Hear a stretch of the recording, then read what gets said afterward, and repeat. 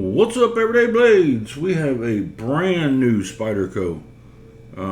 They have dropped several flash batches here lately. I think it's a run of like 2,000 lion steel knives.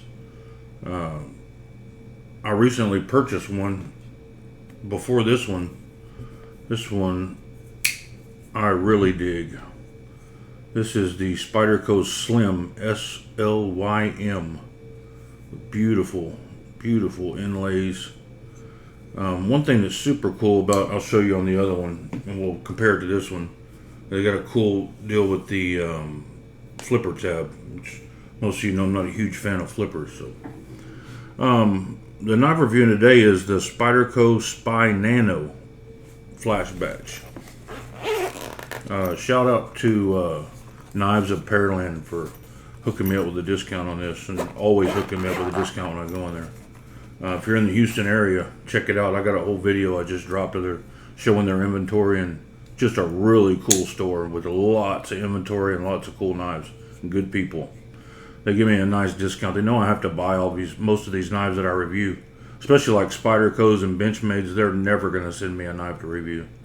You have to be huge before they do that, so I have to purchase all those. I like those knives, so I like reviewing them, so I have to purchase them. It helps when they give me a discount for the ones that I don't keep. When I go to sell them, I don't take that big of a hit. Sometimes I still take a hit, but not as bad, so I appreciate it. They're cool like that. This Spynano is a really cool little knife. It's a little big knife. It feels substantial in the hand. You can get a 4-finger grip on it. It's micarta on one side, canvas micarta on one side, titanium on the other side, with a big fat drop point blade and a big thick, you can see how thick that blade stock is. She's fat. I like it. It's got like a floating back, looks like a floating backspacer in the back. It's just simulated, but it looks really cool. These are all numbered. This one is like I don't know, 298 of 2,000 or something. It says it right inside of here. It's kind of dark and on the table right now. I can't really see it. The steel is M398, which kind of shocks me because I thought that was like a steel that Microtech collaborated with Bowler on, but I guess not. I guess other people are using it too.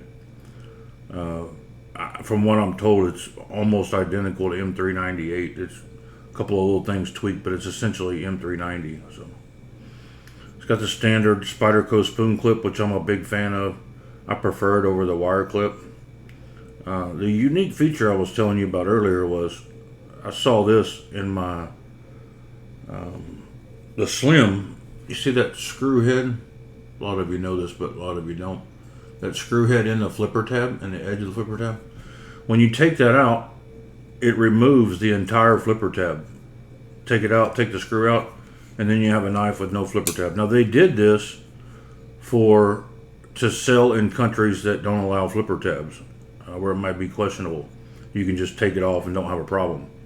It's super easy to take off. You don't have to disassemble the knife or anything. On this one, I believe I'm going to leave it. Even though I'm not a fan of flipper tabs, this thing barely sticks out. It just doesn't hurt anything, and it's very functional. It works really well. So when something works that exceptional and it doesn't really, I'm not really getting anything taken away because it's not grabbing on anything, they just did a very good job with that pocket clip. Man, look at that. Where they cut out that lock bar. That's a huge gap there, isn't it?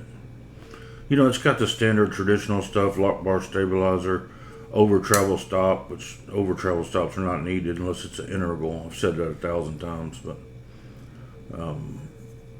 they still do it. But it has the action is just great on it, man. It just locks right in there.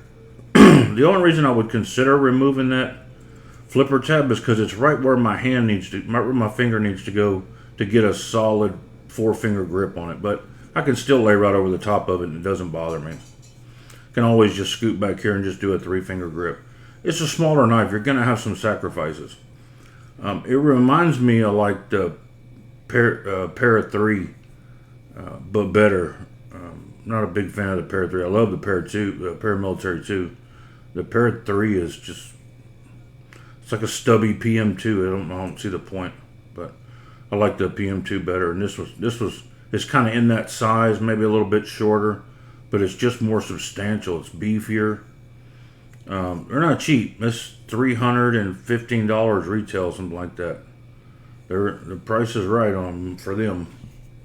You see, I removed the flipper tab on that, and it doesn't come with a screw to stick back. Let me see where I'm at. It doesn't come with the screw to stick back in there, and you can't put the original one in there because it's really long. It would stick out. So I just found a screw in my hardware pile and an old body screw out of another knife and stuck it in there. You don't have to plug it up. I just like to plug it up if I can. And on this knife, I think a flipper tab totally takes away from it. You just don't need it. Not only does it have the Spidey hole, with these knives, the Spidey hole is well pronounced and sticking way out there, so it's very easy to get to. I love this knife. Big fan. I like this one. This is a good knife. It's not my favorite knife I've bought the entire year, but I do like it. Oh, let's see. Let's take some measurements on this little stubby sucker.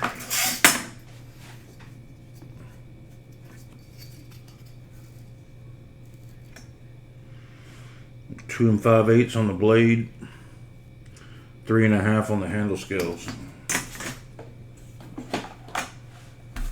Let's check the weight.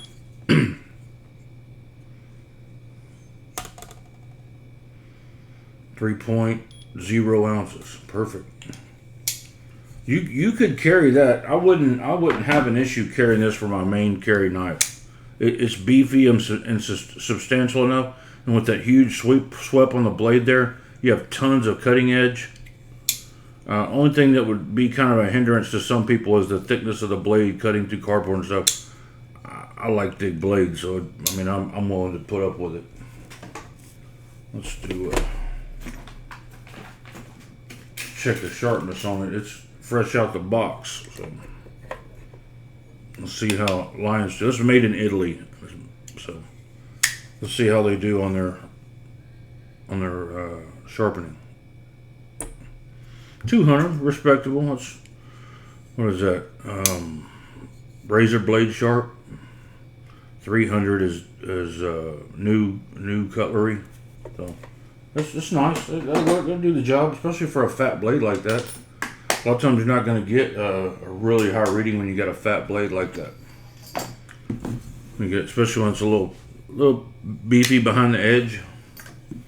Let's look at it against a couple of legends. The Rat 2 and the Rat 1. You can see it's a smaller knife, but I guarantee you it'll get the job done. You could absolutely carry it by itself. My preference, I prefer a little larger knife if I'm going to carry that solo, but I'm a weirdo. A lot of times I carry two knives, so no issue carrying that for a single knife if I had to. Flipper tab works flawless. It's not really drop shutty. I don't know if it ever will be. Their lock bars are pretty stiff. I could take it apart and relieve the lock bar, but it's just not that important to me. Overall, I give it 2 thumbs up. It's a nice little knife. Only thing that would detract is the price to me is a little high for what you're getting. $315 for this knife, a little bit high. And it's probably more of a $225, $235. I think is the right price for that. So there you go. There's my Spyderco line steel knives.